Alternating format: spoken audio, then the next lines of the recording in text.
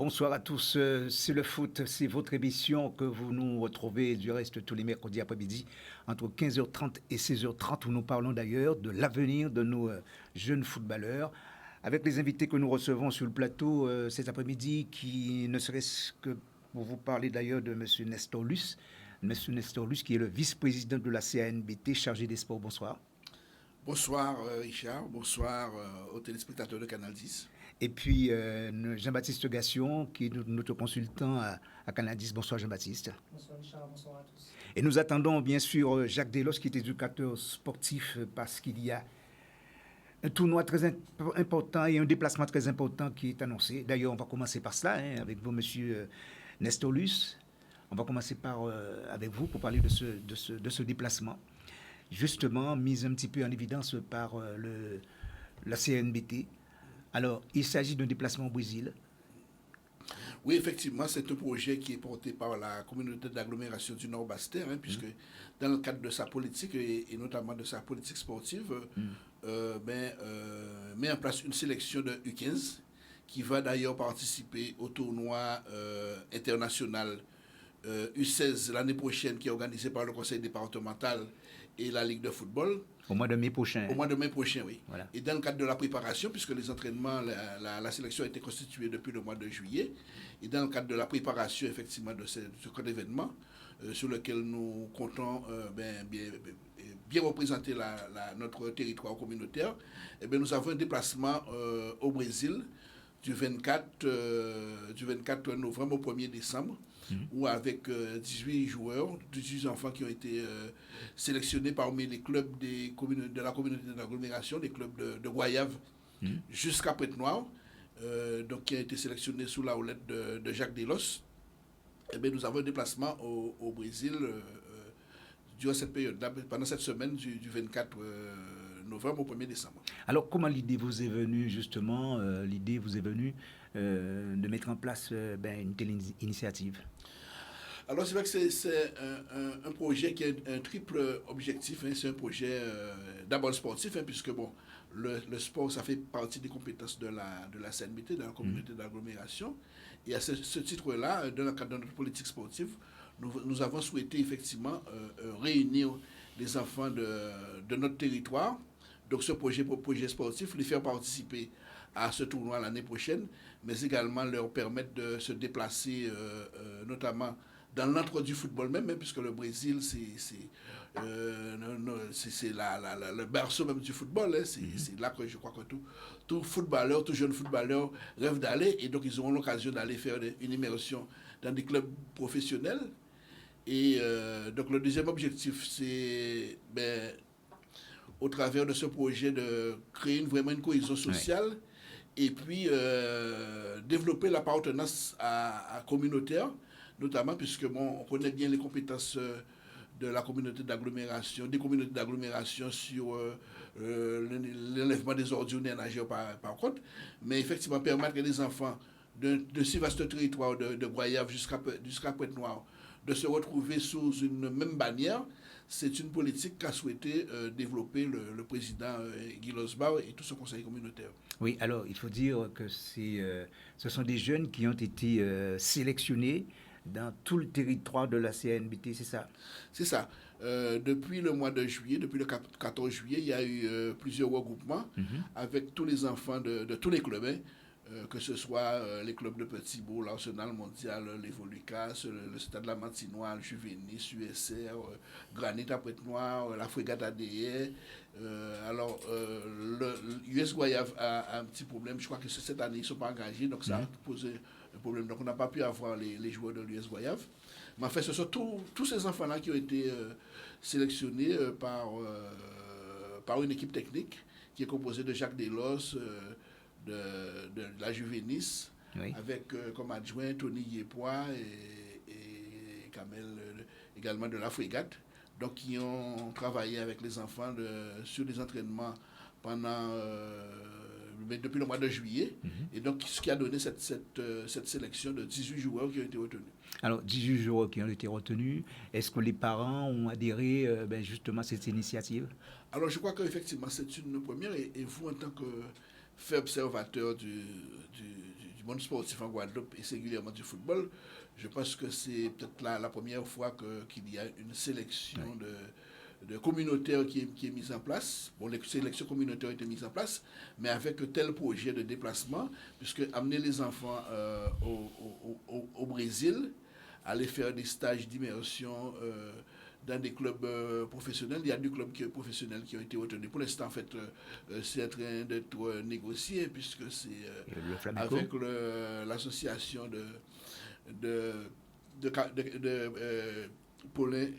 Éric Paulin qui nous assiste techniquement sur ce projet-là.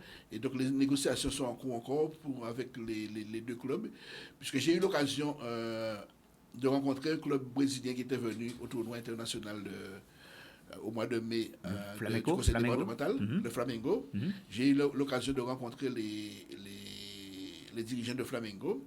Et donc, je leur ai proposé ce projet et ils ont été très enchantés de pouvoir recevoir effectivement une équipe guadeloupéenne. Donc, en principe, on devrait faire une immersion au Flamengo et à Botafogo. Oui, c'est vrai que c'est une belle initiative. Ouais. Ce serait bien que ça soit étendu aux autres communautés, si bien ils sont des pionniers. Mais aussi, je voulais savoir pourquoi cette date, parce qu'on se retrouve en période scolaire. Donc, comment ça s'est passé par rapport à...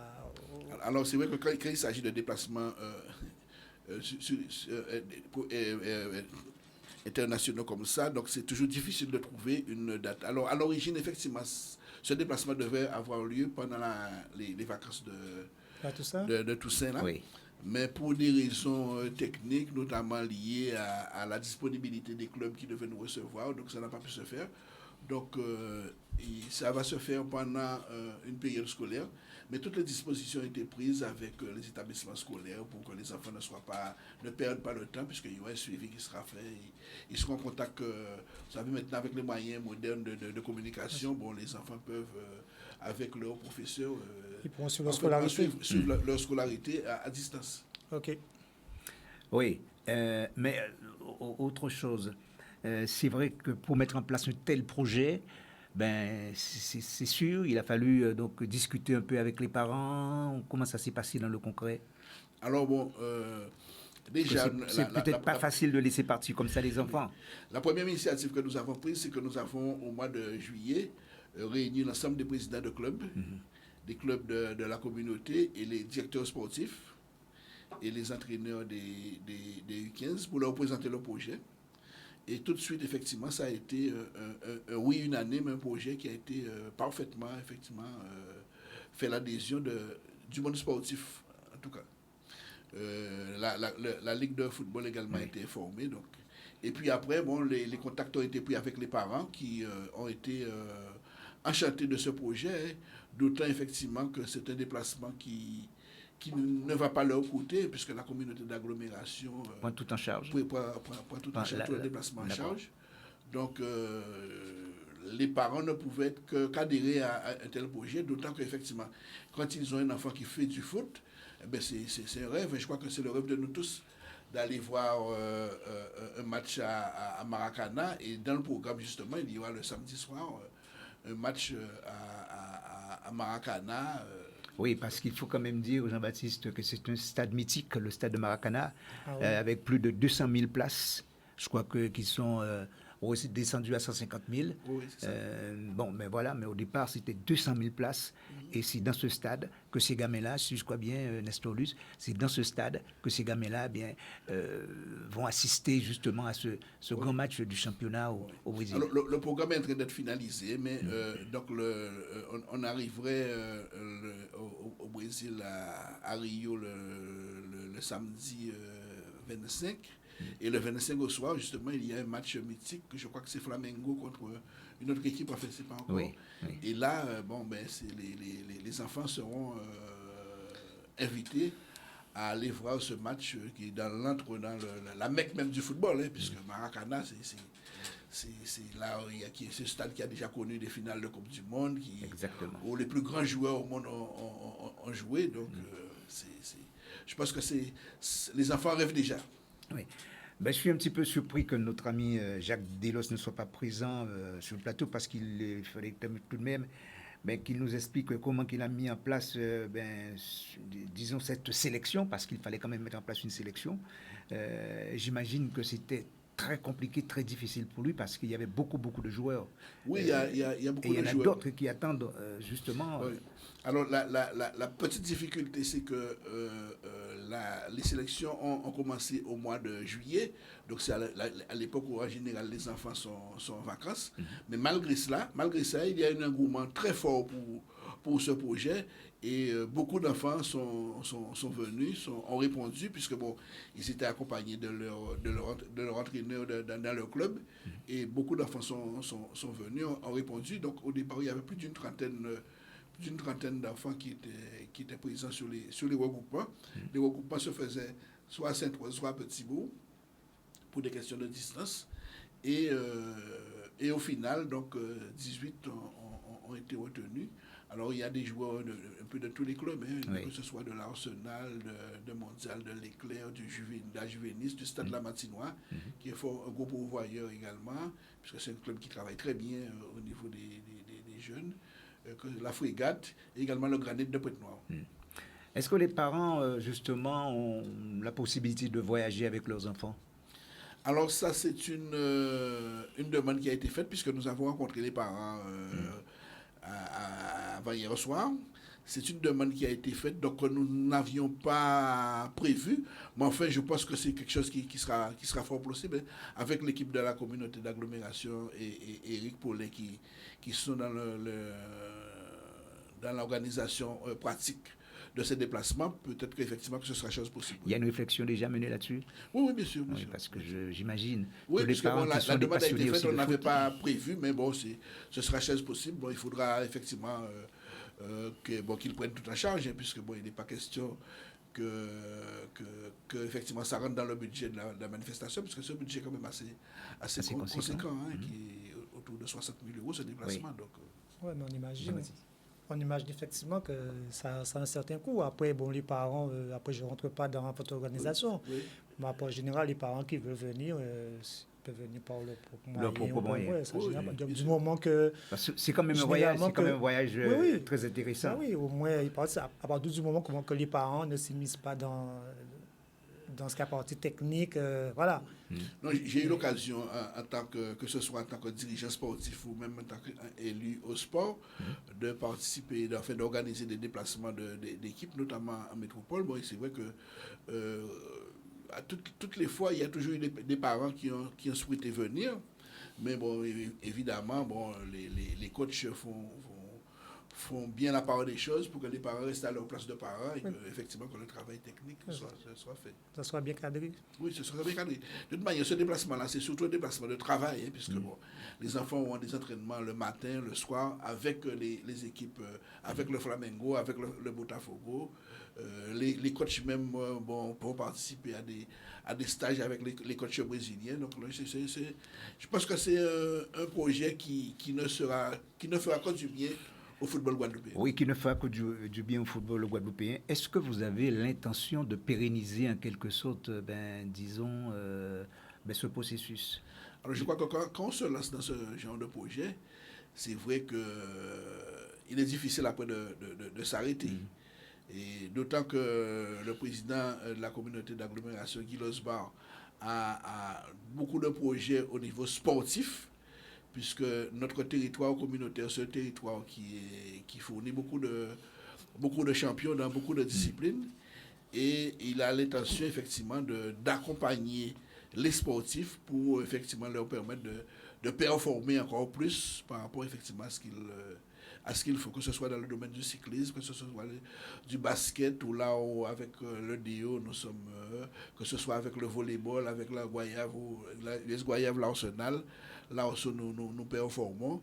Donc le président Losbar a l'intention effectivement d'accompagner dans d'autres disciplines, d'accompagner ces disciplines sportives pour aller encore plus haut. Et c'est peut-être la raison pour laquelle vous menez déjà une réflexion sur le prochain tournoi international qui aura lieu au mois de mai 2024. Oui, alors les organisateurs de ce tournoi, le conseil départemental, avec tous les clubs internationaux qu'ils invitent, Je crois que cette année, on va passer à 32 clubs, je crois. Oui, 32, oui. 32 clubs. Donc, la Guadeloupe sera représentée par les communautés d'agglomération, plus la sélection de la Guadeloupe. Et donc, il y aura les 6 territoires communautaires seront représentés par leur équipe, plus la sélection de la Guadeloupe, plus des autres clubs qui ont déjà confirmé. Il me semble que le Paris Saint-Germain, l'Olympique de Marseille, a fait pour tous les autres clubs. Le Havre aussi, je crois. Le Havre, voilà. qui a déjà confirmé leur participation en 2024. Et ce sera l'occasion pour montrer effectivement que, en Guadeloupe aussi, nous faisons un travail, que ce soit dans les clubs, que ce soit au niveau de la sélection de la Guadeloupe, mais également au niveau des sélections communautaires. Quelles sont les dates qui sont retenues pour ce déplacement du côté du Brésil? Alors, le déplacement aura lieu du 24 novembre, c'est-à-dire dans un mois exactement, jusqu'au 1er décembre. D'accord. Et puis, évidemment, il y aura une délégation aussi de la CNBT qui fera bien évidemment. Donc, en plus des enfants, des 18 enfants qui sont retenus, donc il y aura l'équipe technique, l'équipe de Jacques Delos avec ses entraîneurs adjoints, et bien évidemment notre traducteur et puis des élus de la communauté d'agglomération. Alors, Jean-Baptiste, il faut dire que quand il y a une telle initiative, disons, on peut quand même féliciter les organisateurs, puisque nous œuvrons justement pour le développement du sport, singulièrement le football. Et là, je pense que c'est quand même une très bonne démarche pour parvenir justement à ce développement. Oui, c'est une bonne démarche, il fallait y penser, parce que généralement, on a toujours tendance à aller vers l'Europe, vers la France. Et c'est vrai que le Brésil, c'est la porte à côté, donc il y a des opportunités aussi. Donc là, les gamins auront cette expérience-là qui, je pense, qui va être pérennisée. Et pourquoi pas, certains se feront voir demain, ça peut ouvrir certaines portes. Donc c'est une très belle initiative, en fait. Oui, c'est vrai effectivement que généralement les déplacements, on va toujours en force métropolitaine, puisque que ce soit les clubs ou les sélections en général, on va. Alors cette année justement, on a voulu faire différemment, puisque pas loin de chez nous quand même, le Brésil c'est pas si loin que ça de chez nous. C'est quand même, il y a un football qui est très, très, très, très attrayant. Et on s'est dit, pourquoi pas amener les enfants à voir un autre football, d'autant qu'ils auront l'occasion de faire des immersions dans des clubs professionnels. Puisque, vous avez vu Flamengo qui est venu ici l'année dernière. C'est vraiment, même si c'est s'agit de jeunes, c'est vraiment un club pro. Oui, club avec 3 médecins, avec des kinés. Non, c'est toute une organisation. C'est clair. Et là, c'est vraiment carré. En plus, on commence à avoir des joueurs européens qui vont jouer au Brésil. Il y a Payet qui est actuellement. Et justement, les enfants auront l'occasion de faire une immersion dans le club de Payet. Donc, ce sera l'occasion peut-être de le rencontrer. Voilà. Alors, Nestor Luce, ce projet, justement, vous travaillez là-dessus depuis combien de temps? Depuis la fin du tournoi, du tournoi international du conseil départemental, j'y travaille avec l'appui d'Éric Paulet.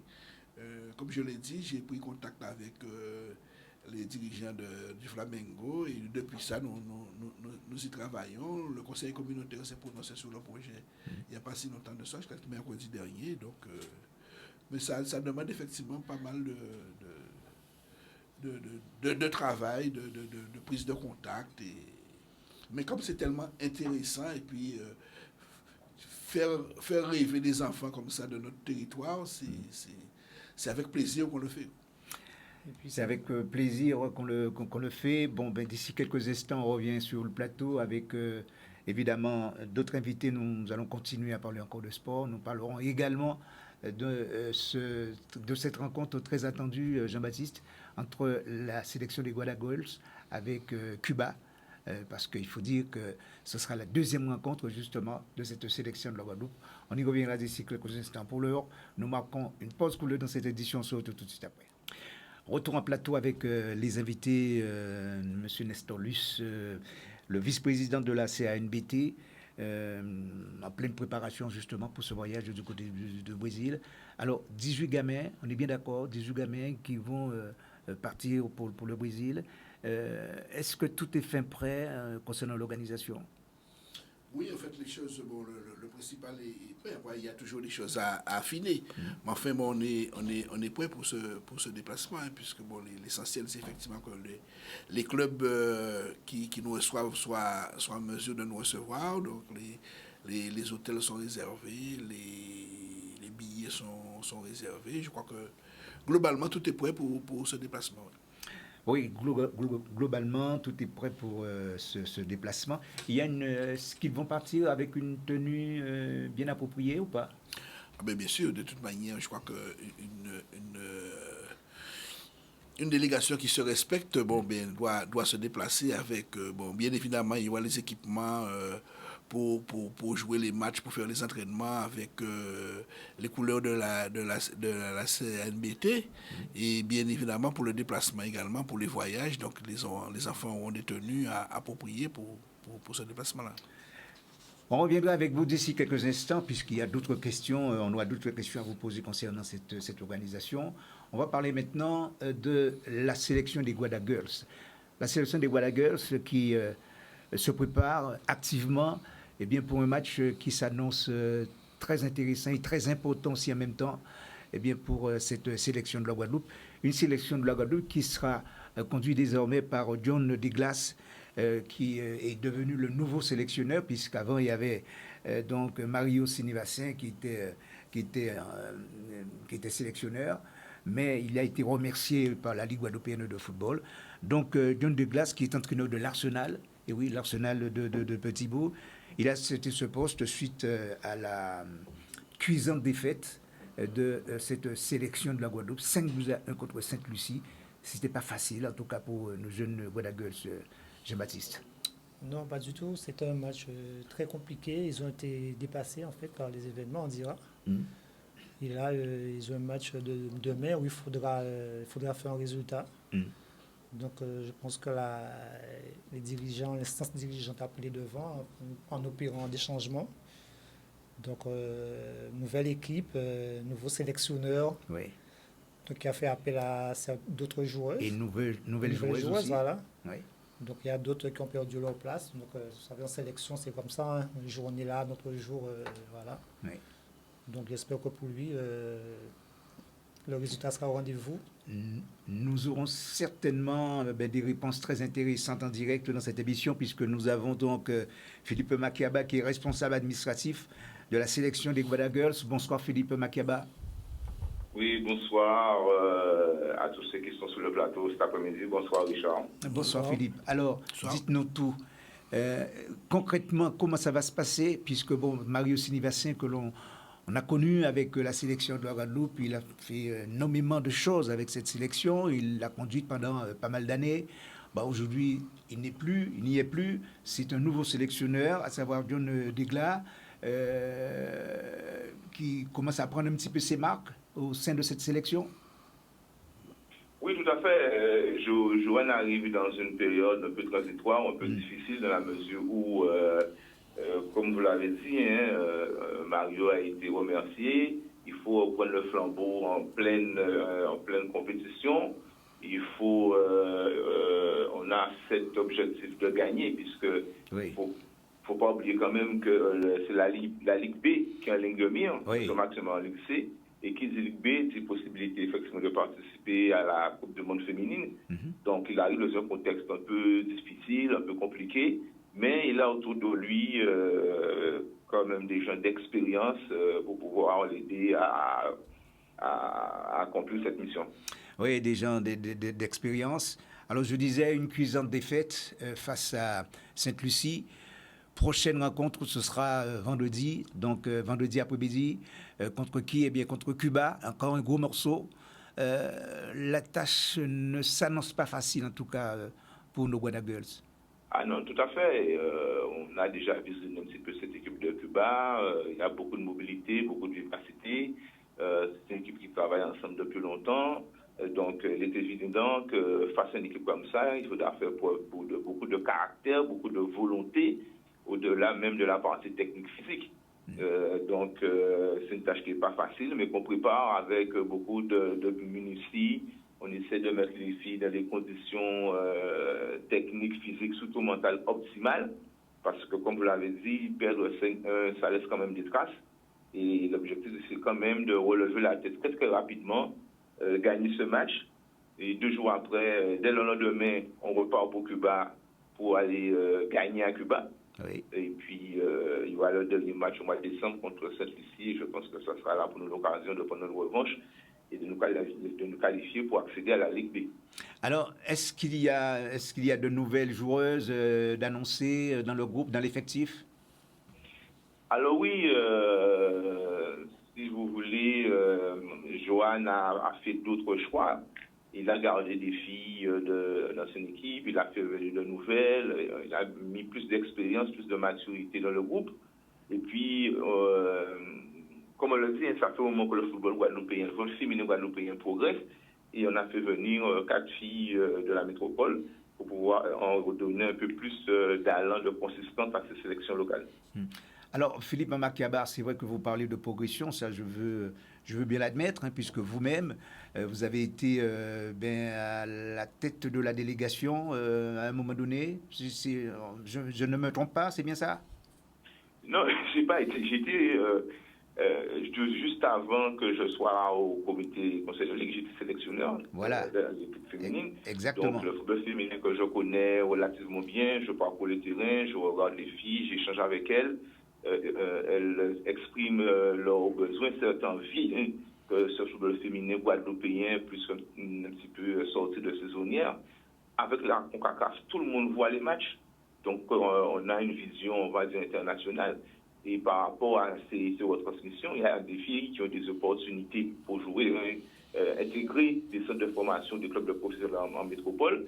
Donc, ça veut dire qu'on travaille, que le travail paye. Il n'est peut-être pas visible de suite, mais si on fait le recensement de filles formées en Guadeloupe qui évoluent actuellement en métropole, on a pratiquement une équipe.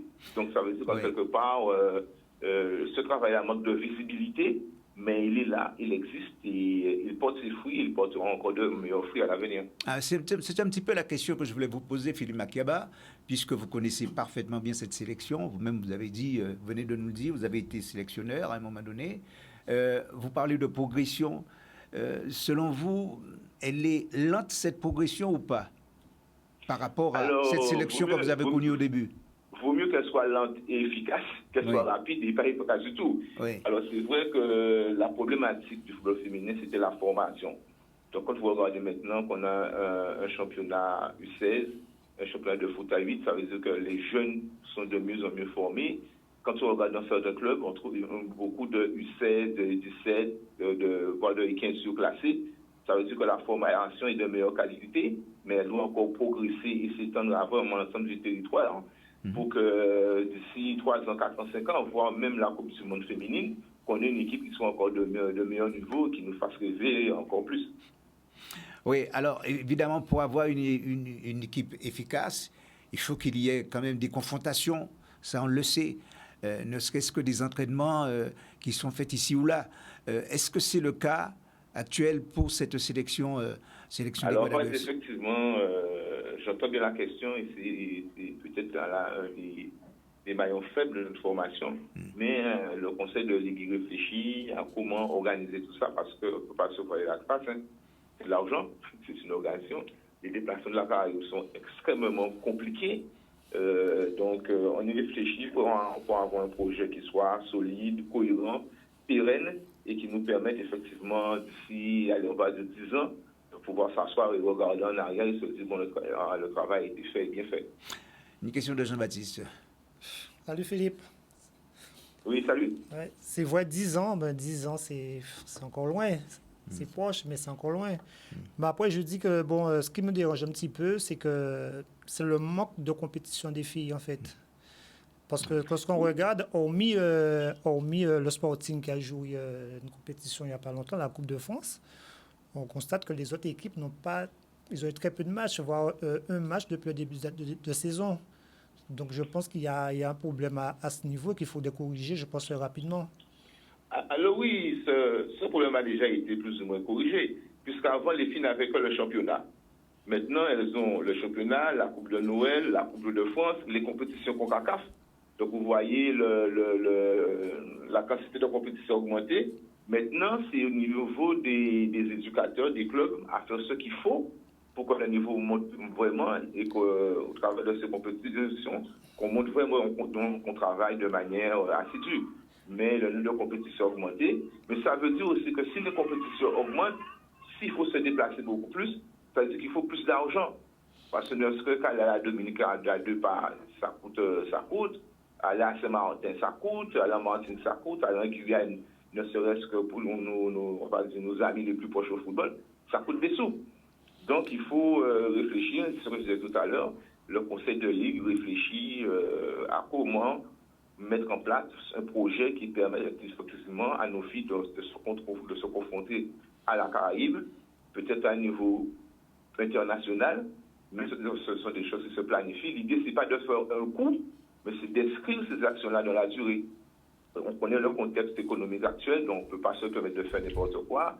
Les collectivités sont exemples, elles aident déjà beaucoup le football, tous les sports.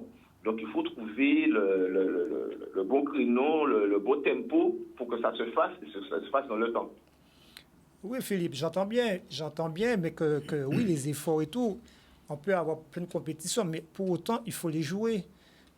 Il y a un championnat, heureusement qu'il y a eu la Coupe de France, voilà, mais lorsqu'on regarde, il y a un championnat, combien de journées dans ce championnat féminin a lieu qui ont été disputées. Alors, qui étaient disputées, parce que je vois par exemple, excuse-moi, il y a, dans la sélection, bon, il y a Sporting, heureusement, elles sont un peu compétitives, il y a des filles de l'Anonyme, par exemple, combien de matchs qu'elles ont joué depuis. Et ça aussi, il y a un manque, parce que pour moi, on peut s'entraîner, mais rien ne vaut la compétition. Donc, il faut que ces filles-là aient au moins qu'elles ont des matchs au week-end, ou au moins qu'elles puissent progresser. Et après, on va avancer, on pourra dire par rapport à ça, on avance, on met un pied en avant. Mais je pense que déjà à la base, le championnat, il faut faire un petit effort là-dessus déjà. Oui, alors si on parle de la période dans laquelle on est, c'est vrai que c'est une période qui est très compliquée, puisqu'on enchaîne les compétitions internationales. Effectivement, les équipes que vous citez ont beaucoup de filles dans les sélections, et vous savez que les règlements disent que, bon, ben, avec un certain nombre de filles, on ne peut pas jouer. C'est vrai que dans la période dans laquelle nous sommes, on a cette difficulté-là. Il n'y a plus, on est vraiment dans un contexte particulier. Il y a des équipes qui ont joué qu'un match. Donc là, je suis tout à fait d'accord. La compétition ne remplace pas les entraînements, autre chose. Mais là, on est dans un contexte particulier. Et à partir du moment qu'on va sortir de là, puisqu'on a enchaîné, que ce soit pour les garçons, que ce soit pour les filles, une série de matchs de CONCACAF et de matchs internationaux, le championnat reprendra son rythme normal et sera même un peu plus intense, puisqu'il y a tous ces matchs à rattraper, ce sera plus concentré et ça va donner une autre dimension à notre championnat féminin. Mais là-dessus, il n'y a pas d'inquiétude particulière à avoir. Nous sommes en train de remettre des choses en place, mais de manière correcte. Et puis, sur le nombre de compétitions, pour qu'il y ait plus de clubs, il faut aussi que les dirigeants aient une dynamique de formation de jeunes. Parce que les clubs ne vont pas tomber comme ça. Donc, c'est tout un processus logique qu'il faut mettre en place. Et quand je parle de 10 ans, je parle à tout ça. L'idéal, ce serait que chaque club ait une école de football féminine, de manière à ce que nous sommes il y a à peu près 80-85 clubs dans le département. Si chaque club arrive à avoir une école féminine, dites-vous bien que dans 10 ans, on va avoir un championnat féminin qui sera égal au championnat masculin. Après, derrière, l'autre problématique sera, avons-nous suffisamment de structures pour accueillir tout seul flot de matchs? Quand vous regardez actuellement le championnat masculin, les difficultés que nous avons parce que les terrains se ferment, tous les terrains se ferment sans innovation. Donc, quel est l'intérêt qui aurait effectivement à avoir de gros championnats, mais qu'on ne puisse pas jouer derrière parce qu'on n'a pas de terrain? Donc, ce sont des problématiques qu'il faut poser avec les clubs, avec les collectivités, pour pouvoir mettre un de cohérent en place pour que, je reprends mon terme de 10 ans, qu'on ait quelque chose qui soit pérenne dans le temps. Oui, alors, Philippe Makeba, pour revenir sur le prochain match des Guada Girls, est-ce qu'on a fait appel à des joueuses venant de l'extérieur, je sais pas, disons, des clubs Oui, je l'ai dit tout à l'heure, on a fait venir 4 joueuses. Il y a la gardienne Nachi qui revient, il y a l'Oubli Sergina qui était avec nous à Curaçao qui est là, il y a Copri qui vient et je me excuse, il y a un nom qui m'échappe, donc on a fait venir 4 joueuses. On aurait pu faire venir plus, mais c'est toujours un juste équilibre qu'il faut trouver. Mais elles sont là, elles sont contentes d'être là, elles seront à l'entraînement dès ce soir pour pouvoir faire connaissance avec leurs coéquipiers et puis permettre à Joanne de Glace de finir sa stratégie, sa tactique pour ce match de vendredi. On se rend compte que l'on peut faire venir beaucoup plus de joueurs dans la sélection que de joueuses. Alors qu'on sait qu'il y en a dans l'Hexagone, il y a beaucoup de joueuses, justement, qui ont la possibilité, qui ont la capacité de pouvoir renforcer cet effectif. Alors oui, mais c'est toujours la problématique reste la même. Il y a des choses qu'on sait, des choses qu'on ne sait pas. Tous les clubs n'acceptent pas que leurs joueurs partent. C'est ça. On a une joueuse qui était prête à venir, mais le club a mis tellement de conditions que finalement, ce n'est pas possible. Donc il y a tout ça à gérer de manière intelligente et efficace. Oui. Alors, Hachi ne pouvait pas revenir. Hachi est là. Je le dis, Hachi elle est là. Elle est là. Hachi est revenue, oui. D'accord. Alors, ceux qui étaient là ne sont pas venus, mais on a des nouvelles qui sont tout aussi talentueuses.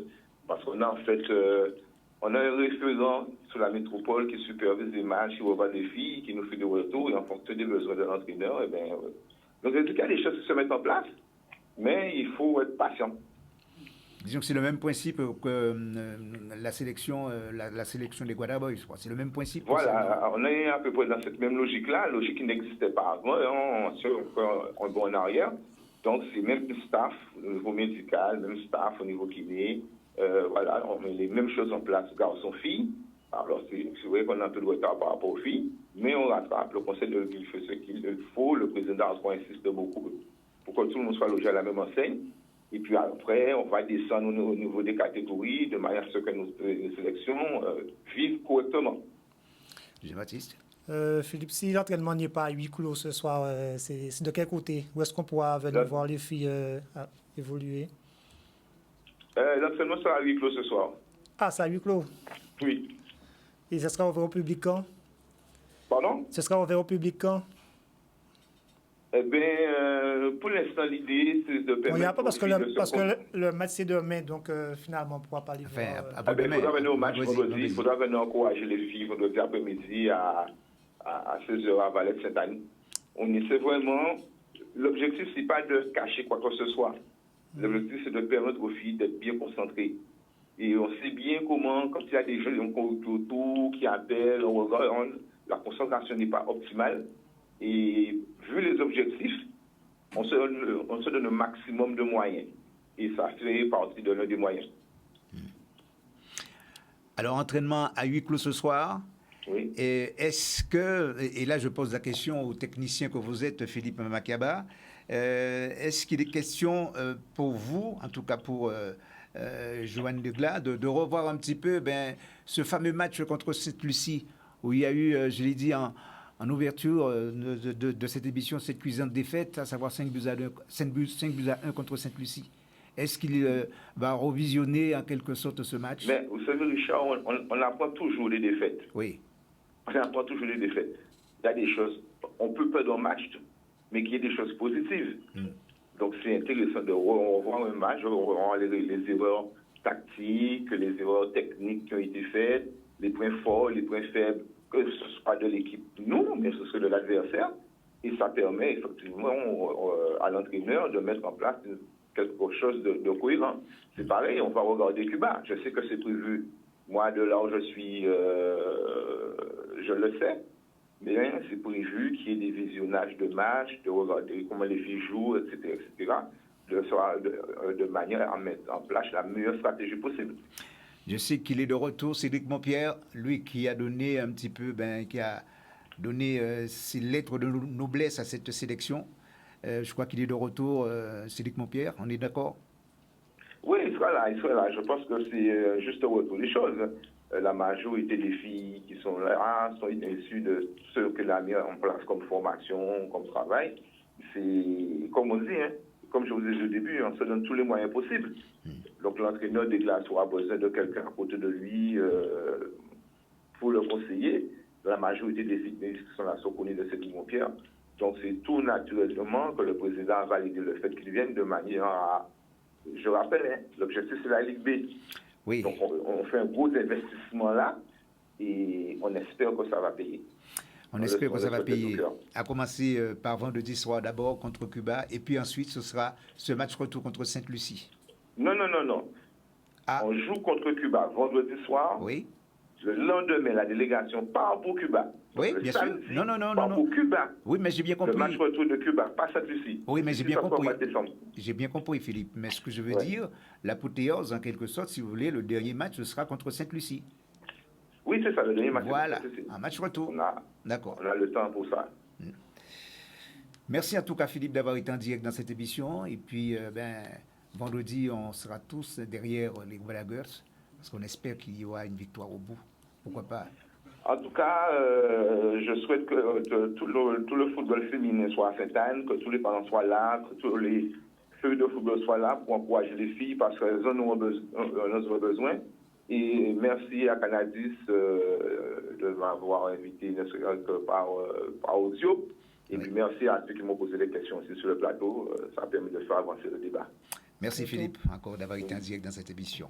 Ok, pas de problème, merci. Voilà. Alors, Nestor Luce, si vous, que ça vous donne des idées. Hein? Oui, en fait, c'est toujours intéressant de voir effectivement tout le travail qui est mis en œuvre par le président d'Outro et son conseil de ligue pour faire évoluer le football et particulièrement le football féminin. C'était une volonté justement de celui qui était président de la Fédération française à l'époque, à savoir donc Noël Le Gray, qui a toujours voulu qu'il y ait une certaine évolution, un développement justement concernant ce foot féminin. Oui, parce que, bon, effectivement, le football féminin, bon, on voit comment il émerge en France actuellement, mais quand on regarde, par exemple, aux États-Unis, le véritable football même, c'est le football féminin. Or, on n'est pas si loin que ça. Donc, c'est pour cela, effectivement, que je me félicite du travail qui est entrepris par la Ligue pour faire évoluer ce football et permettre à nos jeunes filles, mais probablement, de pouvoir partir à l'état d'une carrière professionnelle aux États-Unis, par exemple. Et on sait que Jean-Baptiste, il y en a beaucoup qui partent, hein, on sait qu'il y en a beaucoup de filles qui partent comme ça pour tenter, et comme vient de le dire Nestor Luce, tenter une carrière professionnelle. Il y en a. Oui, il y en a pas mal qui partent. Après, malheureusement, elles n'ont pas les mêmes avantages entre guillemets, les mêmes circuits que les garçons. Mais se débrouillent ceux qui ont la volonté, comme la capitaine de Guadalajara, sa dernière fois l'a dit, elle a décidé de partir. Donc c'est comme ça qu'elles font, elles ont les capacités. Donc elles se projettent et elles se lancent. Mais c'est vrai qu'il y a de plus en plus. Il y a la jeune loi que nous avons reçue justement sur le plateau de Canadis après la défaite de la sélection qu'on avait reçue sur le plateau, laquelle nous disait qu'elle est actuellement avec un club là-bas, un club professionnel là-bas. Mais c'est vrai c'est-à-dire elle pratique sa discipline sportive, mais en dehors de cela, elle travaille dans une entreprise. Mais ce qu'elle veut vraiment, c'est de s'intégrer dans le foot féminin. Mais oui. Donc après, ça aurait été... Je pense qu'elle aurait préféré être à 100% au club. Mais après, c'est une possibilité. Donc, on peut allier les deux. Chez les garçons, ça se passe comme ça. Donc, chez les filles, pourquoi pas. Ouais. Nestor Luce, on revient justement sur ce départ, justement du côté du Brésil. Juste 2 mots pour conclure. Alors, bon, mais comme je l'ai dit, effectivement, c'est un projet qui est porté par la communauté d'agglomération, hein, qui a souhaité effectivement permettre à des enfants de son territoire d'aller se découvrir le football au Brésil. Et c'est pour cela qu'il y a ce déplacement au Brésil du 24 novembre au 1er décembre, où les enfants auront l'occasion de faire des stages dans des clubs, des immersions dans des clubs professionnels. Et puis, il y a tout un volet culturel également, avec notamment, en point d'orgue, un match qu'ils iront voir au Maracana le samedi soir. Eh bien, c'est tout le mal qu'on nous souhaite justement à ces gamins, de pouvoir s'intégrer dans ce foot brésilien, dans ce football brésilien, voir un petit peu comment ça se passe et revenir avec des idées nouvelles. en espérant qu'ils vont les mettre un petit peu en pratique. En Parce pratique. il faut dire qu'il y aura quelques matchs d'entraînement là-bas. Oui, bien sûr, il y aura des matchs d'entraînement. Et puis, même après le déplacement, donc les entraînements vont continuer, hein, puisque, comme je l'ai dit, l'objectif, c'est d'être prêt pour le tournoi international des U16 qui sera organisé par le conseil départemental au mois de mai, et où cette sélection-là ira représenter les couleurs de la CNBT. Nous aurons l'occasion de recevoir sur le plateau le responsable de cette organisation, en tout cas celui qui a mis en place ce projet. Je parle de M. Éric Paulin, qui sera des nôtres dans très peu de temps. Et puis Jacques Delos, qui nous a fait défaut aujourd'hui, mais il viendra sur le plateau pour nous parler et pour nous expliquer toutes les difficultés qu'il a rencontrées pour mettre en place cette sélection. Merci, chers amis téléspectateurs, d'avoir été en direct dans cette émission. On se retrouve très prochainement pour parler encore de ce sport que nous aimons tous, à savoir le football. Bonsoir. Merci. Bonsoir.